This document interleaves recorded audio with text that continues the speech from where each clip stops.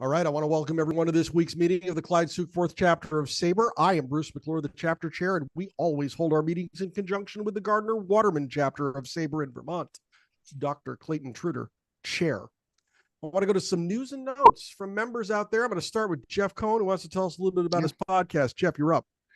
Thank you, Bruce. Yeah, this week on Baseball on BBQ Podcast, dropping on Saturday, we have a fantastic interview with former Dodger GM Fred Clare. It was amazing. Had a nice about an hour talk with him. It was fantastic. And the following week, we have the author of this book. It's a Beautiful Day for Baseball, Doug Kirkle, and it's a very interesting book about baseball in the '60s. So tune in, Baseball on BBQ, dropping every Saturday. Thanks, Bruce.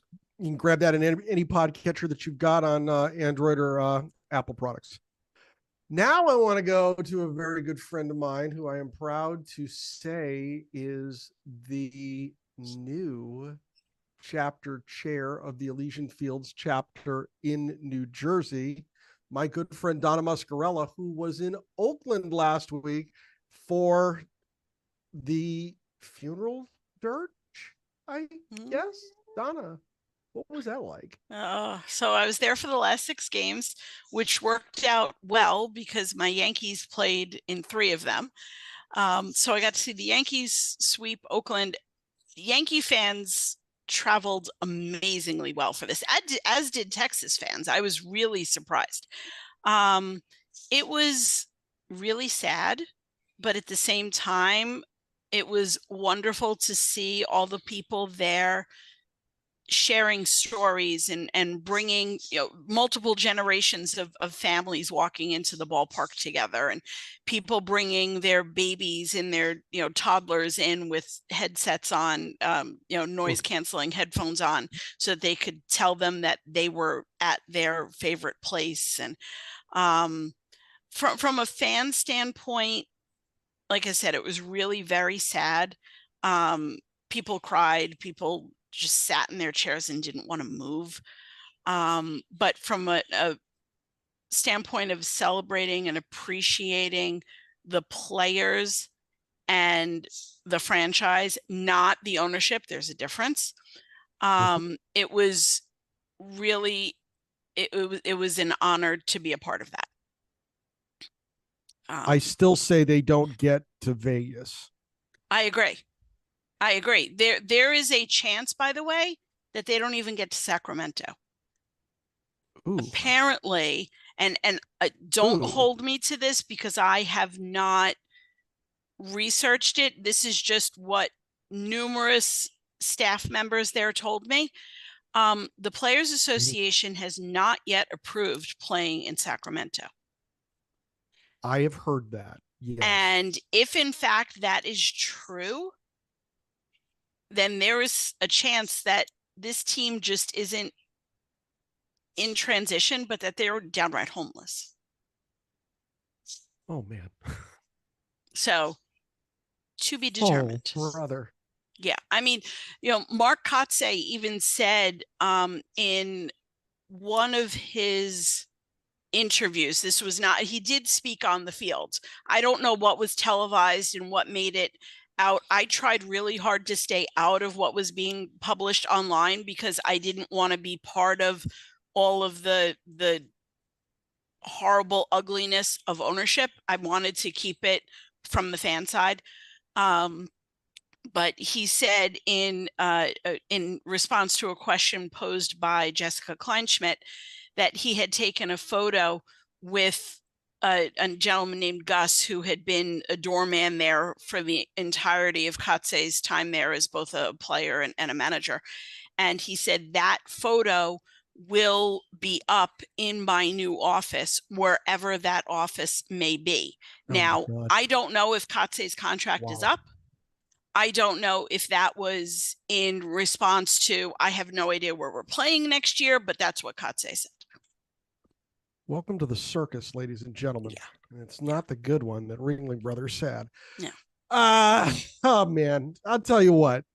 By the way, Donna, thank you. I appreciate you. Thanks a lot. You're welcome. On to our feature presentation. The summer of 2024 marked the 50th anniversary of 10-cent beer night in Cleveland. Although a popular promotion within minor league baseball, it went wrong in 1974 with a larger than expected crowd that was not there to watch the game. After a full night of shenanigans, the game ended in forfeit with the Indians on the verge of a comeback. Tonight's program from SABR 52, entitled 10-Cent Beer Night, a date that will live in infamy, shows the context of both teams who were terrible and had met a week earlier in a series that included a fight that set the stage for the game, along with the game's aftermath. Vince Guerrieri is an award-winning journalist whose writing also appears regularly in various regional and national magazines and online publications. A native of Youngstown, Ohio, and a graduate of Bowling Green State University, he is the author of 3 books on Ohio sports history. And he's also the secretary-treasurer for the Jack Graney Chapter in Cleveland. And he is here tonight to give his presentation. My good friend, Vince Guerrieri, welcome to Northern New England. How are you? Bruce, thanks for having me. I am doing just fine. It's funny that Donna brought up how nomadic the athletics may end up being. We were talking before the meeting about the Browns' departure in 1995 under, let's say, similar circumstances. And there was actually a scenario that, they were breaking their lease, and it was entirely possible that they could be a lame duck team. But they ended up working out a settlement that was really unique in sports history. Cleveland kept the Browns' history and name and colors, and the team that moved to Baltimore started effectively as an expansion team. But I'm here tonight to talk about 10-Cent Beer Night. Like Bruce said, the 50th anniversary was this June 4th to be precise.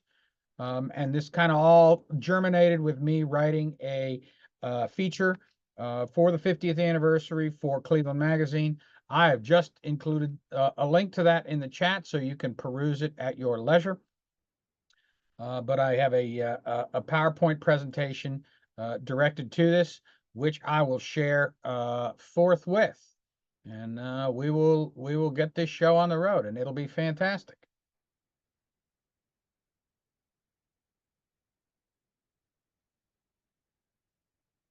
Now, the 10-Cent Beer Night, as I said, was in 1974, but we're going to start with the words of John Adams.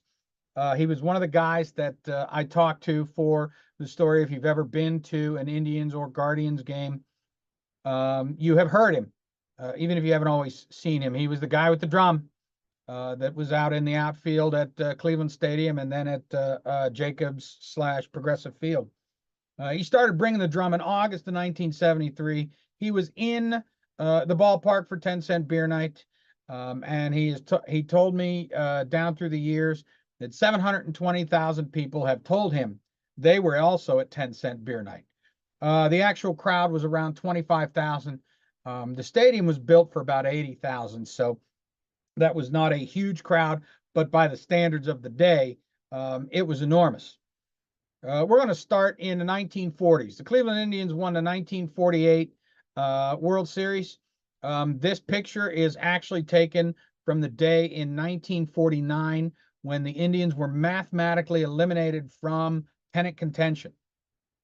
And it was a game, I believe, against the Tigers at Cleveland Stadium. And before the game, the gates opened onto the field, and a horse-drawn hearse came out and made its way out to the outfield. Then they had a very solemn ceremony where they lowered the pennant from the flagpole, placed it in a casket, and as you can see, they had a hole in the ground for the casket. So they said a few words, they shed a few tears, and they buried the casket. To this day, the pennant has never been found, but we know that it was dug up, and we know it was dug up that night. Because years later, when they had the team in town for a reunion, I want to say it was 74 or 75, they were talking to one of the groundskeepers, and they said, "Oh yeah, we dug up the casket that night because Bill Veeck borrowed it from a funeral home, and they wanted it back." So from 1949 to 1953, they won at least, I believe, 88 games. Problem was that the Yankees were just a little bit better every year. Finally, in 1954, the Indians won 111 games, promptly got swept in the World Series by the Giants, and a long, slow decline started not long after that. It got to the point in the 1950s and 60s and into the 70s where it was the Indians' fate in Cleveland was downright tenuous. If you were at the conference in Minneapolis, you got a copy of the National Pastime. I actually wrote an article for the National Pastime about all the teams that considered a move to Minneapolis in the 1950s, one of which was the Indians. And in fact, the only reason that they didn't, they could, was that they had a problem with the lease. The city signed a lease with Bill Veeck that said they wouldn't play anywhere but Cleveland Stadium. And they did that because Bill Veeck was rattling the saber about potentially relocating back to League Park, restoring the stadium, expanding the seating capacity, because that was the stadium that the Indians owned. They leased Municipal Stadium. So they inserted a clause that they could only play at Cleveland Stadium, and that really kept them in Cleveland at least into the 1960s. When the lease expired in 1964, they had very serious negotiations with the city of Seattle. And this is actually from when they signed the lease. This is Vernon Stouffer. He was the owner of the Indians. He of the macaroni and cheese and microwave pizza. This is Ralph Locher, who was the mayor of Cleveland at the time. And this here is Gabe Paul, who was with the Indians for many, many years on several occasions. Spent some time in Cincinnati with the Reds. Obviously came to New York with George Steinbrenner as well. And in 1964, the Cleveland Browns won the NFL championship. And in 9 home dates, they actually outdrew the Indians that season. It got to the point where the city's business community urged support for the team. Chamber of Commerce materials talked about buying tickets to keep the Indians in Cleveland. And they actually viewed the team as a civic asset. The team was not very good and continued to not be very good. It got to the point where in 1973, they drew 70-some thousand people for opening day, and that constituted more than 10% of the team's total attendance. They had a deal in place to play home games in New Orleans once the new domed stadium was built there. Obviously, that deal never came to pass. Vernon Stouffer ended up selling the Indians to Nick Maletti. He did not end up selling the Indians to George Steinbrenner, which is another story for another time. And the deal to play home games in New Orleans was canceled shortly thereafter. Like I said, the Indians were not a really good team, so they had to get really creative in promotions. Carl Wallenda walked across the tightrope strung across the roof at Cleveland Stadium, and I'm getting vertigo just thinking about that. That was actually the Friday before 10-cent beer night in June. Evel Knievel made an appearance. He did not jump over anything. This was actually a photo from a different from a racing venue in Northeast Ohio. But he did ride his motorcycle around the stadium. And one of the people I talked to for the Cleveland Magazine story was Milt Wilcox, who was a pitcher for the Indians that year. And he said that Evel Knievel had broken so many bones and injured himself so much that he actually had to kickstart his motorcycle for him. The King and His Court softball exhibition played.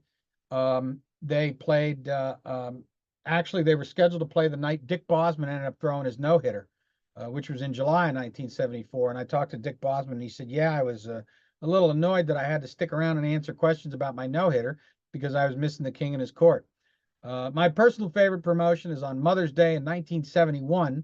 Everyone in attendance got a can of Right Guard deodorant, which was definitely a practical gift. Not sure that's how I'd play it. And of course, there were beer nights.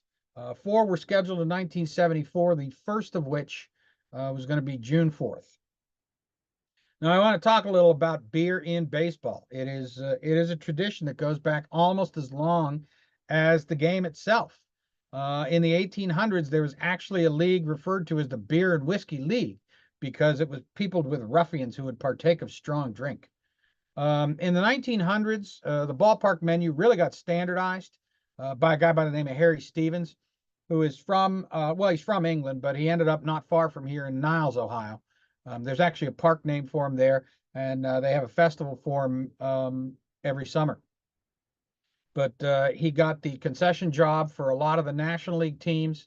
And then when the American League came into existence in the early 1900s, they put a lot of teams in the same cities, and it was a kind of a natural thing for him to take on the concessions there. So the menu became standard.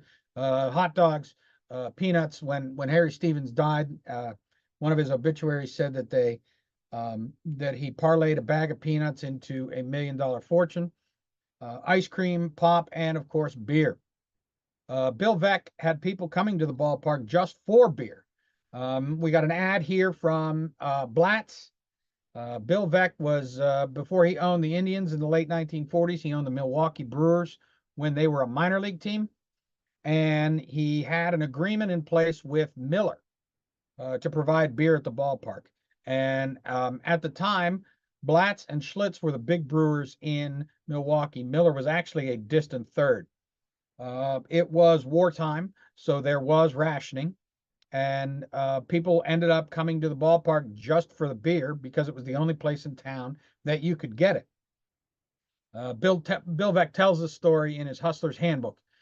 He said that Miller said they wanted to renegotiate the deal, and they asked if they had to make all the beer or if they could just supply it. And he said, you can just supply it. And he said, and every fly-by-night brewery started delivering beer to the ballpark. And I'm sure that right after the war, they went back to making shampoo. Following his adventures in Cleveland, he ended up selling the Indians to pay for his divorce. Bill Veeck owned the St. Louis Browns, really in their last couple of years in St. Louis. And there was a moment when it seemed like if one of the teams was going to leave St. Louis, it was going to be the Cardinals. Their owner had gone to prison for income tax evasion, and the team's future in St. Louis was shaky. But then up stepped Anheuser-Busch Brewery, and they bought the team, and Bill Veeck realized that he was not going to be able to compete with them, so he took off. Now, they bought Sportsman's Park. I believe Bill Veeck's exact words was they bought Sportsman's Park for $1 million and all the repairs they could find. And they said, we want to rename the stadium now that we own it. We want to call it Budweiser Park. And Major League Baseball said, you can't call it Budweiser Park. You can't name the team after, you can't name the stadium after a product. And he said, well, what about Wrigley Field? He said, well, Wrigley's the family name. They said, okay, so we'll name the stadium Busch Stadium. They said, that's fine. And then 3 years later, they came out with Busch Bohemian Beer. So beer has definitely been a long-standing part of the baseball experience. Now, before the Indians and the Rangers met for the infamous 10-cent beer night, they met a week prior in Texas. And I actually found a little video of that, and I can make it work on this computer, and that is precisely what I'm going to do. Now, before the game, Lenny Randle had popped off and said that Gaylord Perry, who won the game the night before, was washed up and he wouldn't still be in baseball without the spitter. And Milt Wilcox said Milt Wilcox was scheduled to pitch that night, and Gaylord Perry told him, if I was pitching tonight, Lenny Randle would go down every time he came up to bat. I wouldn't hit him, but I'd knock him down. And that is the background to what I'm about to share with you. And this is Lenny Randle at bat. Milt Wilcox throws behind him. Randle lays down a bunt. That's Wilcox coming over. And things went just about the way you could expect. This was, by all accounts, a real fight, not your standard baseball fight with some jawing, some shoving, and maybe a couple of haymakers. It was a knockdown, drag-out fight. Dugouts cleared. I mean, it got violent. One of my favorite stories is Buddy Bell said, yeah, I was out there and Billy Martin came up and it looked like he was going to swing at me. And he realized who I was. And he had played baseball with my father. And he said, I can't hit you. Now, this is Dave Duncan. He was a catcher for the Indians at the time. And apparently a fan threw something that hit him. And he was not thrilled about that and decided going up into the stands was going to be his course of action before he was discouraged from that behavior. So following the game, Billy Martin was asked, are you worried about reprisals when you go to Cleveland next week? And Billy Martin said, no, I'm not, because there's not enough fans for me to worry about. And that was probably a true statement. I mean, I can't diminish that, but that was not something that a lot of people wanted to hear. Chief among them, come on, machine. Chief among them, Pete Franklin, who was the proto sports talk host in Cleveland. His autobiography was called "You Could Argue, But You'd Be Wrong." He was on 3WE, which he boasted could be heard in 38 states and half of Canada. He was definitely a confrontational person. He was the guy who came up with the "I Hate the Yankees" hankies in Cleveland, and he is probably most notable for his feud with Ted Stepien, who actually was a minority owner of the Indians in the early 1970s, but became more notorious for his ownership of the Cleveland Cavaliers in the late 70s. And he was not a very good owner. And in fact, their rivalry was so heated that Stepien actually pulled the Cavs from 3WE and moved them to another radio station in a fit of pique. Ted Stepien actually talked about moving the Cavaliers to Toronto, made an appearance on a Toronto radio show to talk about it, and they took a call from Pete Franklin, who did not identify himself as Pete Franklin, and they put him through to Ted Stepien. And the first thing he said was, "Am I talking to the dumbest man in pro sports?" And the conversation kind of went downhill from there. So there were a lot of people who were upset about Billy Martin's remarks. Joe Tate, who was one of the broadcasters for the Cavs, said, I want to see a real good turnout, and I want people to be able to stick it in Billy Martin's ear. There were obviously editorial cartoons in, I believe, both of Cleveland's daily newspapers at the time, the Press and the Plain Dealer, talking about this. And generally, there were a lot of people who were riled up for the Rangers to come to town the following week. I want to take a minute and talk about the Rangers. I mentioned that the Indians were actually considering a move to Minneapolis in the 50s. They didn't move. The Washington Senators moved to Minneapolis and became the Twins.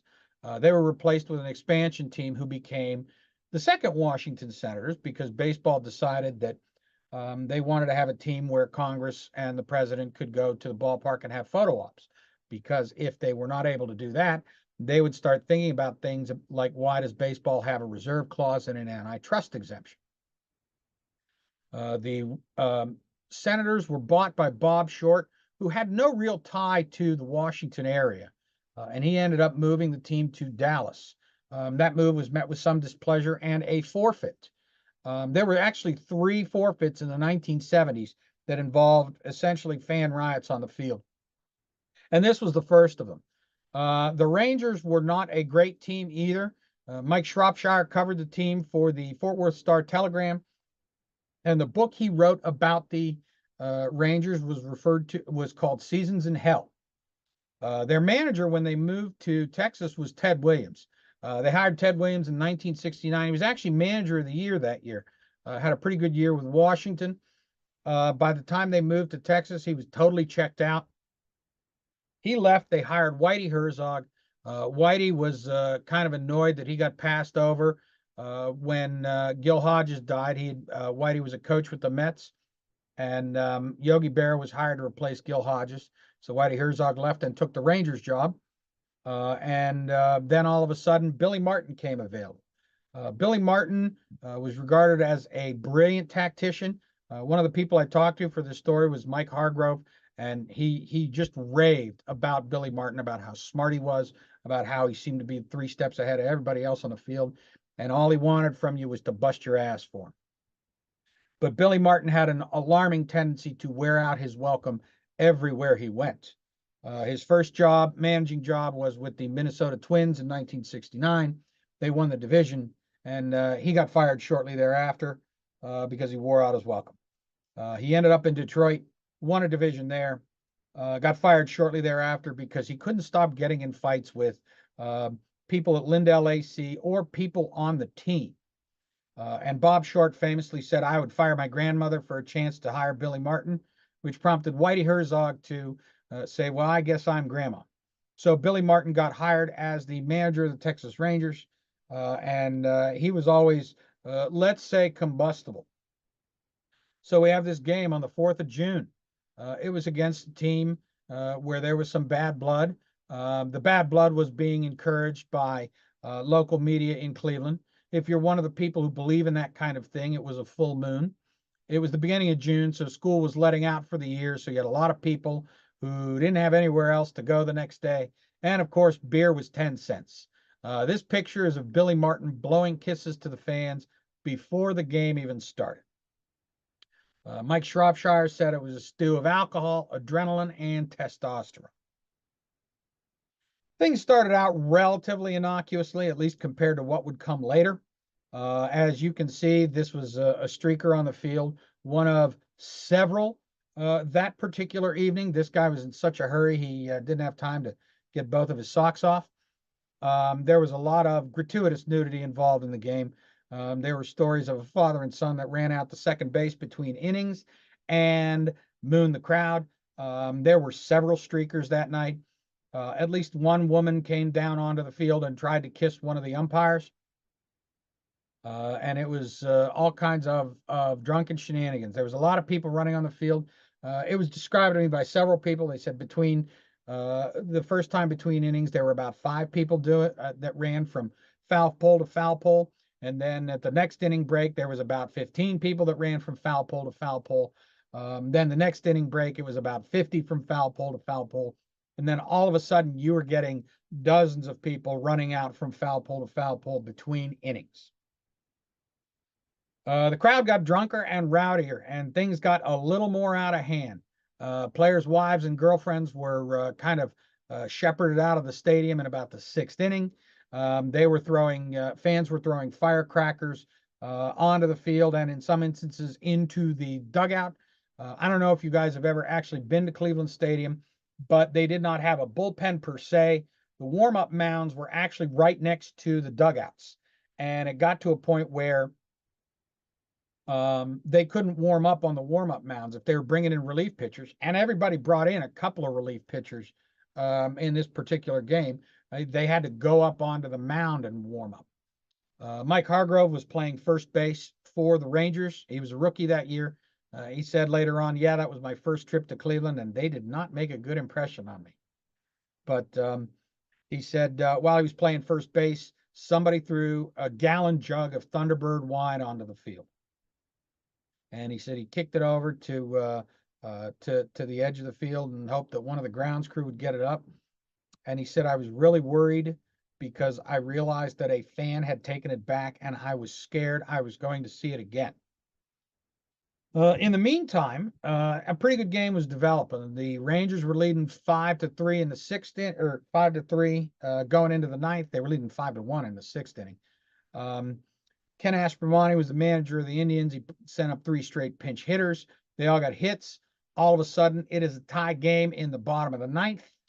And then a fan ran out into right field and tried to grab Jeff Burrows' baseball cap. The fan fell down. Jeff Burrows fell down. The field was crowned, so Billy Martin only got a partial view of what was going on. But what he saw was Jeff Burrows fall down, and he said, "They are attacking one of my players." He said, "We have to go get him." At which point he pulled a bat out of the bat rack, led his team in what was described to me as a cavalry charge out into the outfield. It was at this point that the Indians said, "This guy could get hurt. We should probably go help them." And then all the Indians players and coaching staff ran out onto the field as well. And then before too long, everybody was on the field. It was a full-scale melee. Punches were being thrown. Ken Aspromonte was the manager of the Indians at the time. And the next day, he talked about what a dangerous scene it was. I talked to him for the story. It appears that time might have dulled his reaction to it. He says, yeah, there were lots of people on the field throwing punches, but none of them were in any real condition to throw a punch. The bases were all picked up and stolen. People were climbing up the foul poles. There was no way order was going to be restored, and the game was ruled a forfeit in favor of the Rangers. As you might imagine, the reaction was exactly what you thought it would be. Wayne Minshew of the Atlanta Constitution said, how utterly stupid, how insane, how disgusting. Dave Anderson of the New York Times called it the beer that made Cleveland infamous. Dick Young of the New York Daily News said, crowds go there to tank up, not to watch baseball. What do the lords of baseball expect? This is Indians owner Ted Bonda. He viewed the night as a success because it drew twice your standard Tuesday afternoon or Tuesday night crowd, and he wanted to have it again. And they let him. There was another 10-cent beer night a month later. Nobody remembers that one because nothing went wrong. They learned their lesson. They had only the first 2 beers were 10 cents, and you would get voucher tickets for your 10-cent beer. And then after that, they would be regular price, which at the time was 65 cents. They also tripled security and brought in off-duty police officers and sheriff's deputies, something that they did not have in any great number at the initial one in June. And this is the story from the next day's Cleveland Press. I don't know if you guys can read it, but the lead is, it was so quiet you could hear the foam breaking down in your cup. And this was still a promotion that would continue on, maybe not necessarily in Cleveland. I think the following year they had a 15-cent beer night, but that it was still a promotion that you would see in dribs and drabs over the next couple of years. Now, I mentioned that there were 3 big promotions that resulted in fan riots. And the third one was Disco Demolition Night. It was exactly what it sounded like. If you got a ticket, if you brought in a disco record, you could go for, you could get in for 98 cents. And the idea was that the disco records would be collected and they would be exploded on the field between games of a doubleheader. And I can play the video of that as well.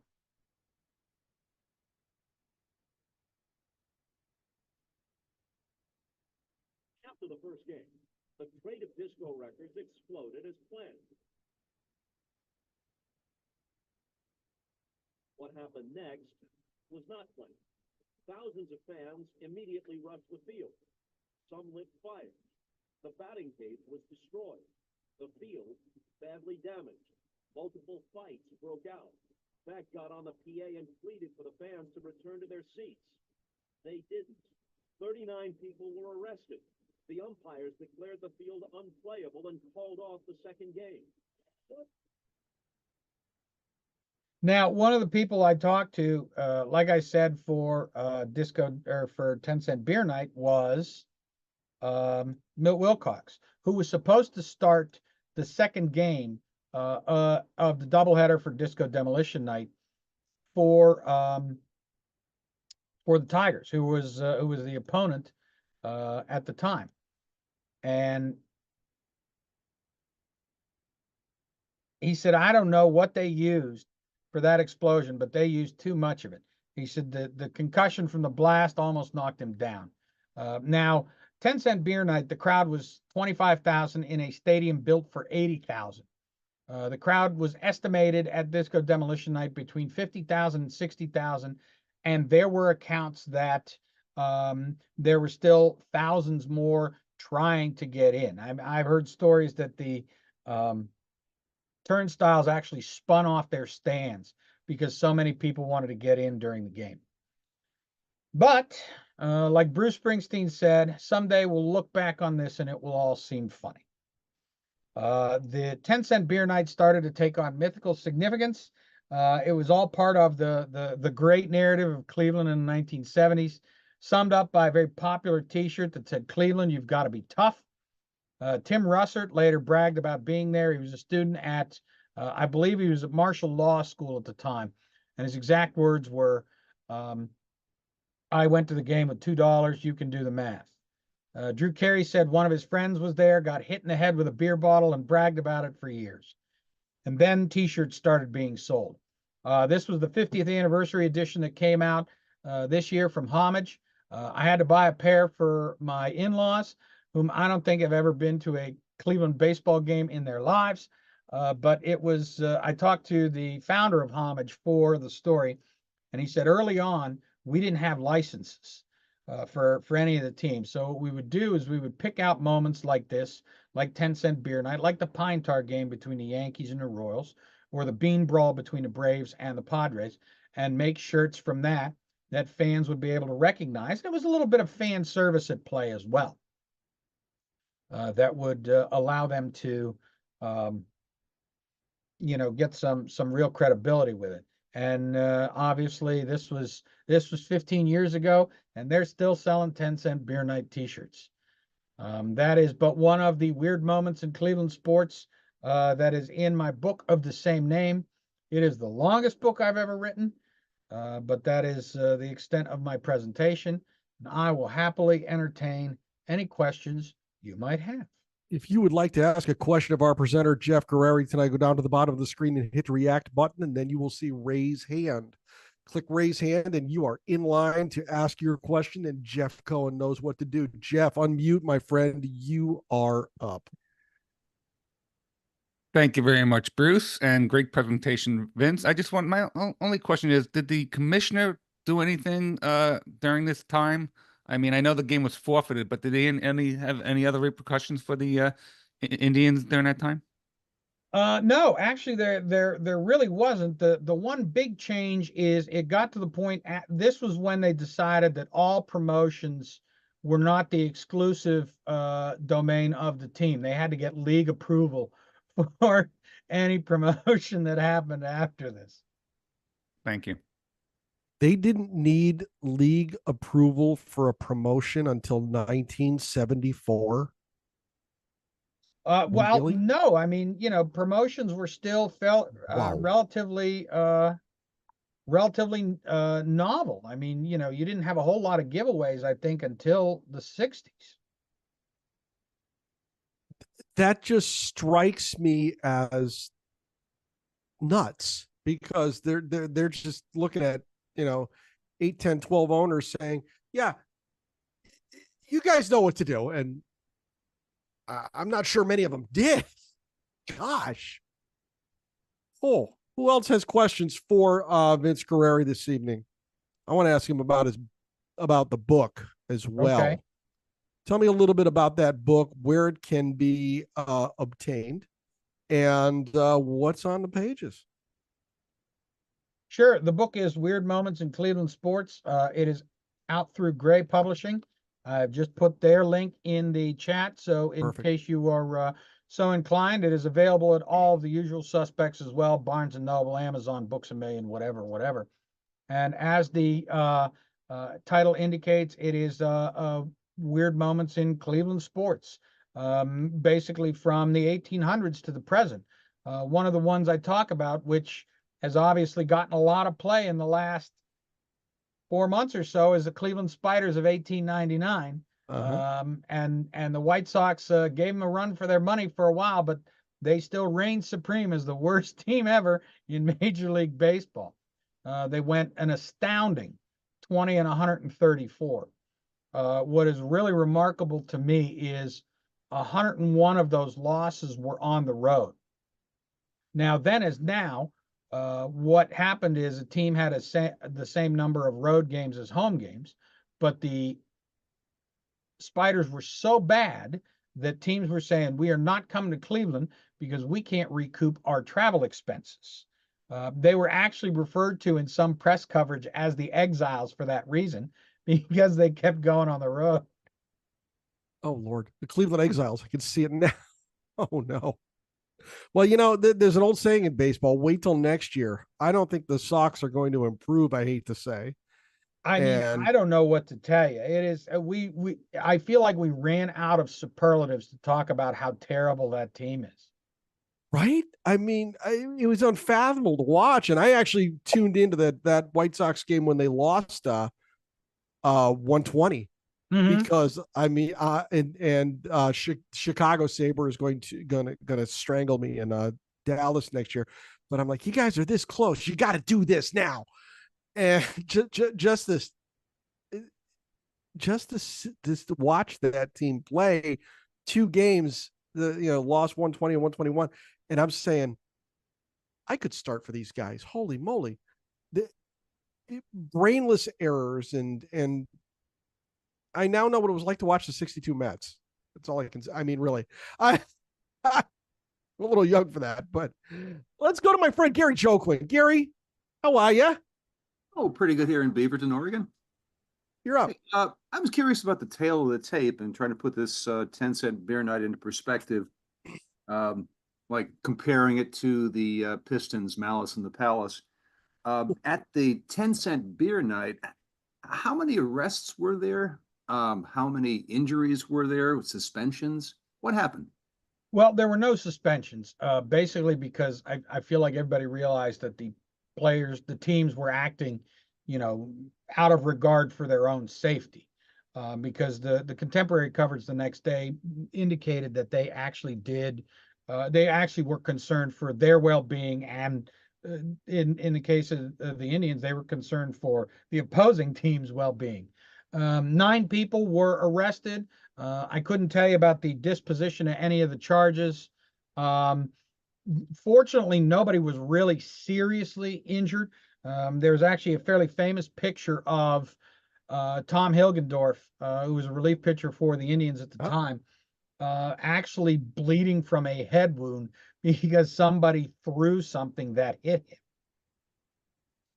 But it was not fortunately, it was not severe enough that laughing about it would be in really poor taste. Yeah, at the other end of the spectrum, I just have one other question. I'm a teetotaler, so I've never bought a beer in a ballpark. What kind of safeguards are there in place today?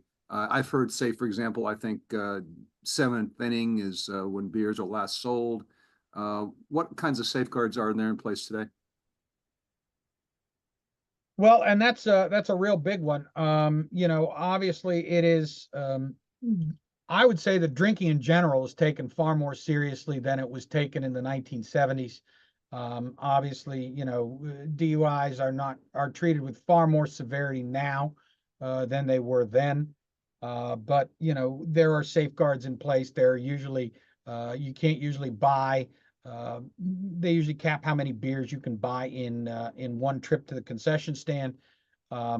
They cut you off after the 7th inning, and generally drinking responsibly is emphasized more than it would have been before. Because at this particular game, I believe the only limit was you could only buy 6 beers at a time.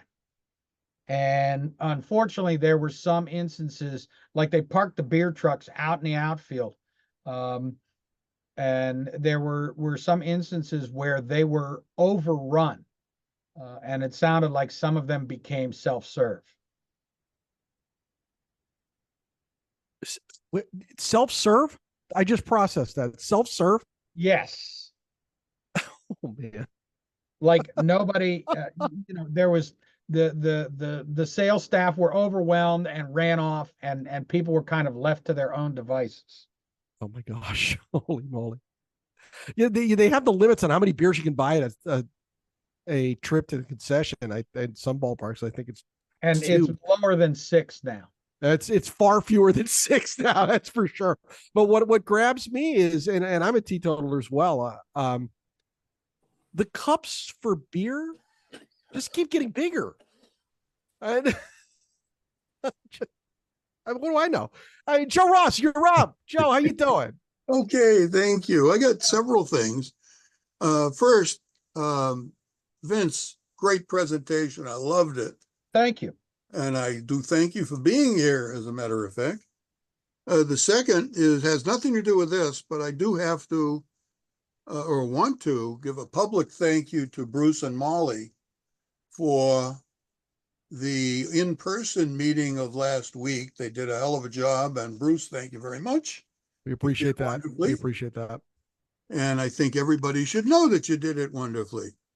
Thank you. I think you mentioned it, Vince, but the baseball rule today is you can't order more than 2 beers at a time. Theoretically, that's for you and the person who's with you, but I doubt that that's really the case. The other thing, and I wasn't going to mention this, Bruce, about the Red Sox, because you buckle up, folks. Here we go. If you remember, I told you about halfway through the season they weren't going to make the playoffs, and all I got from you was grief over it. But I was right, as usual, on that. But I found the thing that's important, or that was interesting. A writer for the Boston Herald wrote, because they won the last game, they ended up in 3rd place in the American League East. Now, 2 things. I haven't figured out what good that does you, since only the first 2 make the playoffs at least. And, when I read that, I said, well, I can kind of refer to them as the next to last in the American League East rather than 3rd place, which has no connotation whatsoever. So Joe they were the next to last in the go. American League East. Anything else for Vince Guerrieri this evening? He's given us one of the best from SABR 52. Oh, we got more Donna Muscarella. You are up. Hey, Vince, I was just wondering if you, in the course of researching this, found anybody who links in a positive way the idea of 10-cent beer night to the Thirsty Thursday promos that are so prominent now in minor league baseball. In the a dollar positive beers. way, no. Well, right. That's why it's like, I wonder, it's like, okay, with such negative connotation attached to 10-cent beer night, the idea of, dollar beers today at minor league ballparks it's a common theme for promos for them. So I was just wondering if like, it seems like it wouldn't be based on the negativity surrounding 10-cent beer night, but yet it's a thing that gets people into the gates repeatedly. Similar concept. Well, I mean, and even now too, on Friday nights, the Guardians would have a thing where, they'd have the pregame party where you could get $2 cans of Miller Lite, but it's only before the game.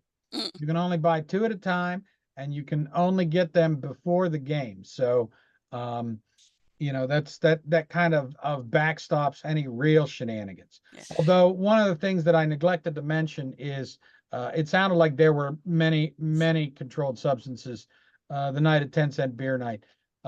Dick Bosman and Larry McCoy, who was an umpire that night, both told me that they got a contact high going out onto the field that night. There were a lot of people there who had already engaged in some other controlled substances. No way. I Right? can't believe it. I can't believe it. The 70s. What are the odds? Right. And I'm going to speak to Donna's point about minor league baseball and Thirsty Thursdays and whatnot. When I was working in minor league ball, if there was one night I hated working, it was Thirsty Thursday. Oh my goodness. Jeez. Dixie Tarango, how you doing, my friend? Fine. In keeping with the genre, I've never had a beer anywhere at any time. Perfect. All right, And you're part of the and- club. We appreciate that. And Joe, it took you to mid-season to figure out these clowns were not going to make the playoffs? I said on opening day they'd be lucky to play 500. No, that's when I brought it up, and Bruce gave me all kinds of grief. Vince, Are the Guardians for real, or are they going to be out soon? Well, they're not going to be out for at least a week because they don't start until the division series. But I don't know. I mean, I feel like they have outperformed expectations. Obviously, their bullpen is probably the strongest in the big leagues. Starting pitching is kind of shaky, and the problem with the lineup is you got a lot of people who've got a lot of pop, but you've also got a lot of real streaky hitters. There was a period in I want to say about the middle of August when I mean it looked like they were in free fall. They were able to right the ship, but and unfortunately they're probably going to end up playing. Well, they're definitely going to end up playing either the Astros, who really had the team's number for like the last 4 years, and even longer if you go back and you're just talking about the playoffs, or the Tigers, who are very quickly becoming the team nobody wants to face. I mean, what they have done in the last month has been ridiculous. So I don't know. I'm going to go see him next Monday, and hopefully I go home happy. There you go. Buckle up, everyone. It's time for Karen Holleran. Karen, you're up. Hi, I How you have doing, a girl? question about how you went about getting the information for this book. It's wonderful. Oh, well, thank you. I was very fortunate for 10 Cent Beer Night. There are still a lot of people who are still around for it. I can't remember where I read it, but somebody said the 50th anniversary is the last big anniversary where a lot of the people who actually remember it or were there for it were around. Actually, I believe they said that in reference to the 50th anniversary of the Kent State shootings a few years ago. Yep. Unfortunately, plans for the big commemoration were kind of washed away by the plague, but there were still a lot of people around that I could talk to. There were a lot of people that were really easy to find because one of the things, like I said at the beginning, 720,000 people have claimed to have been at 10 Cent Beer Night. And I do have, there were people that I heard who said, oh yeah, I was there. And I'm going, all right, I got to file this one away. But, I found, obviously the box scores on Baseball Reference. So I started trying to track down as many of the players as I could for that. And one of them, I actually did a book appearance. The book came out at the end of 2022. I was doing a talk at a local library in early 23. And a guy came up to me and says, I was at 10 Cent Beer Night. And I says, really? He says, yeah, I was a Cleveland police officer. They sent me there. And I'm going, all right, I need this story. And he's the guy I led off the Cleveland Magazine story with. He said, we got a call. All units proceed to Cleveland Stadium. There's a riot in progress. And he doesn't know what's going to happen because Cleveland in the 70s could get kind of scary. He said, we come up off the Shoreway on the East 9th Street and 2 naked women ran out in front of my car. Oh, Lord. And he said, oh, it's going to be that kind of a riot. Oh, no. Okay, Joe well, Ross, thank you're you. up. Quick observation, the 700 and something thousand people that attended an event in a stadium that holds, what did you say? 75,000, give or take. Yeah, well, that's close. 75, 750, same thing. Right. Reminds me of all the stories you get when you talk about who was in the park when all the big home run hitters set whatever record they set. And if they could put them in the park, I'd like to own that club for just that one day. Right. And there's one event like that for every city. In Pittsburgh, it's the Immaculate Reception. In Green Bay, it's the Ice Bowl, but there's always that one event that everybody says they were there for. And 10 Cent Beer Night actually wins the silver. The gold is Len Barker's perfect game in 81. Oh, yeah. Hilarious because I think the crowd there was like 7,500. Last Raps is Gary Jokewood. You're up.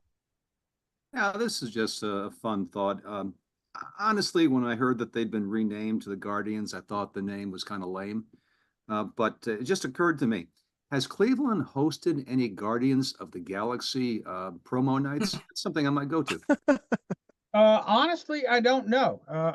Obviously they take the name from the Guardians of Traffic. There is a bridge right by Progressive Field. It links Carnegie to Lorraine Road in Ohio City, and it was this big, beautiful public works project in the late 20s, early 30s, actually right around the same time that they were building Cleveland Stadium as well.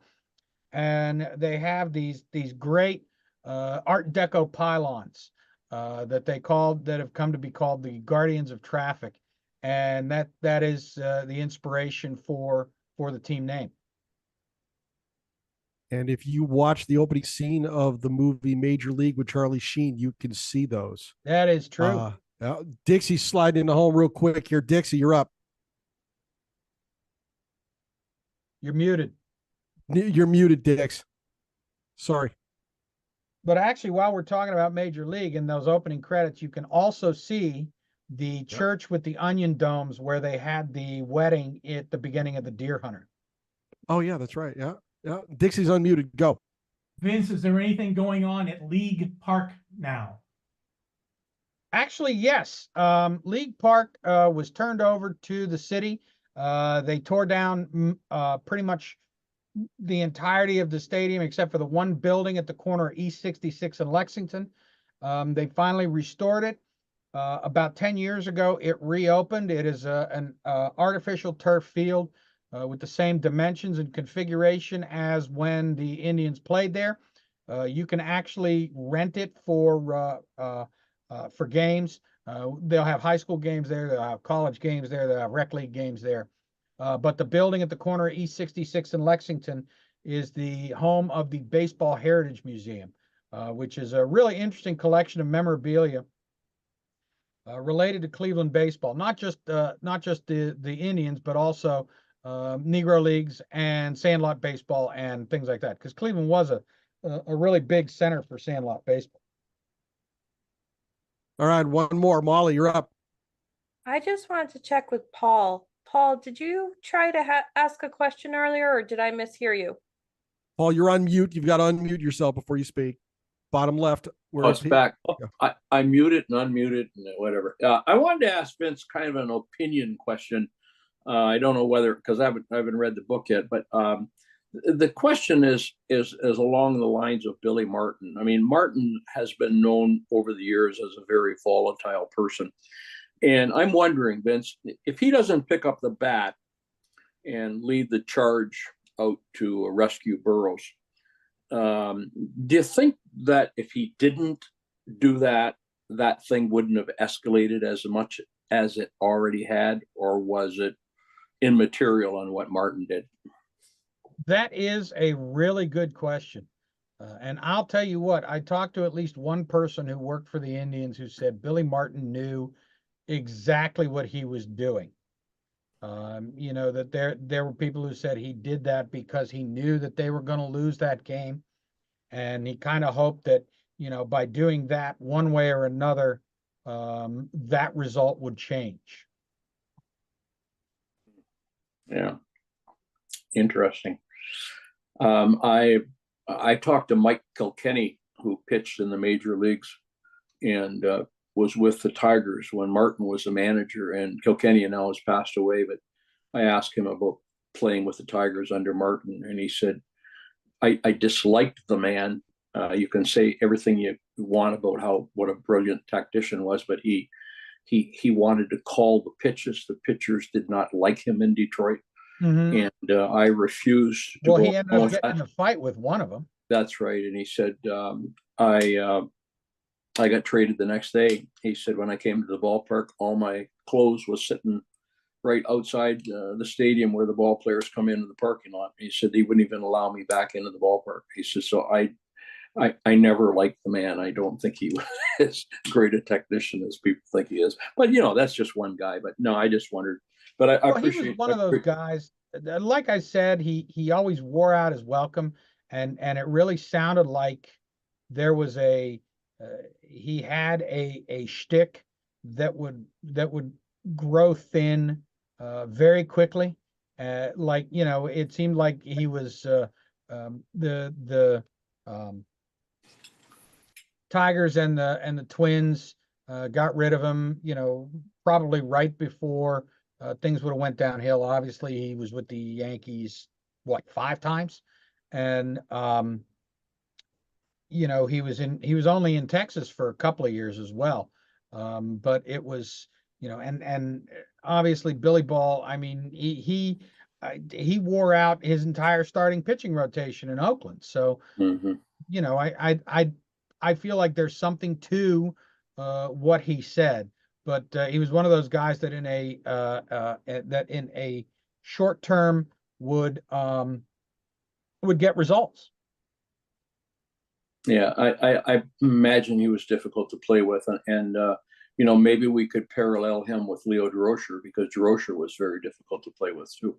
Well, what's really funny about both of those guys is at one point, one of the hallmarks in Cleveland sports is that things were so bad for so long that there was always this idea that there was somebody waiting in the wings that would fix everything. Pardon me just a moment, just to interrupt just a moment. Bill Nolan just put something in the chat. Pete Rose is dead. Yes. Yeah. I just saw that. My son told me that too. My phone just buzzed with that. Yeah. Horrible. He'll never know if he got into the Hall of Fame. Yeah, but he's one of those guys. It's like Armando Galarraga's not perfect game. Everybody knows who Pete Rose is, even if he didn't get into the Hall of Fame, possibly because he didn't get into the Hall of Fame. Yeah. Very true. But in the early 2000s, it was Bill Cowher. When Bill Cowher left Pittsburgh, they said, "Oh yeah, he's going to come to Cleveland and fix everything." In the 1980s, there was coverage that said, "Oh yeah, Billy Martin, he's going to come to Cleveland, he's going to fix everything." In the late 1950s, they said, "Oh, Leo Durocher, he's going to come to Cleveland and fix everything." And in fact, Frank Lane, and this is another story that's in the book, Frank Lane fired Joe Gordon with the idea that he was going to bring in Leo Durocher. He couldn't bring in Leo, so they had to bring Joe Gordon back. How long did Lou Boudreau manage the Indians? That would be 50s also, right? Sometime in that era? 40s. He started out okay. I believe it was 42. And in 1950, he was fired as a manager and given his release as a player, and that's when he landed in Boston, I believe. Oh, okay. Thank you. Well, this one's been fun, man. I got to tell you, Vince, you're great. Thanks a lot for doing this. My pleasure. I insist. Now, next week, October 7th at 7 p.m. Eastern, we're going to have another great friend of mine stopping by. Maxwell Cates will be joining us to give his Sabre 52 talk. The mayor was the salesman, Charles Bronfman, I can never pronounce that, and the Montreal Expos, 1969 to 1990. Max is an authority on Canadian baseball, especially the Expos, and he gives a great presentation. You're not. I remember going to his. It really was a very interesting presentation. Yeah, he was great, and he's going to be great next week. I hope we're going to have a big crowd for him. The link to sign up for that is in the Sabre events calendar. And finally, if you're a baseball fan watching on YouTube and you like what you see, please subscribe and like our channel to be alerted to each of our weekly uploads. And if you are not yet a member, you need to join the Society for American Baseball Research, the premier baseball community, offering an amazing baseball buffet of options to explore your fandom. Sabre boasts more than 35 different research communities, over 80 regional chapters, and innumerable opportunities to connect with baseball minds across the world. For more information, go to sabre.org/join today. Vince, I'm proud to know you. Thank you very much for doing this. Oh, you flatter me. I'm truthful. I can't wait to see you in Dallas. Let's get everybody out of here. Have a good night, everybody. We'll see you next week.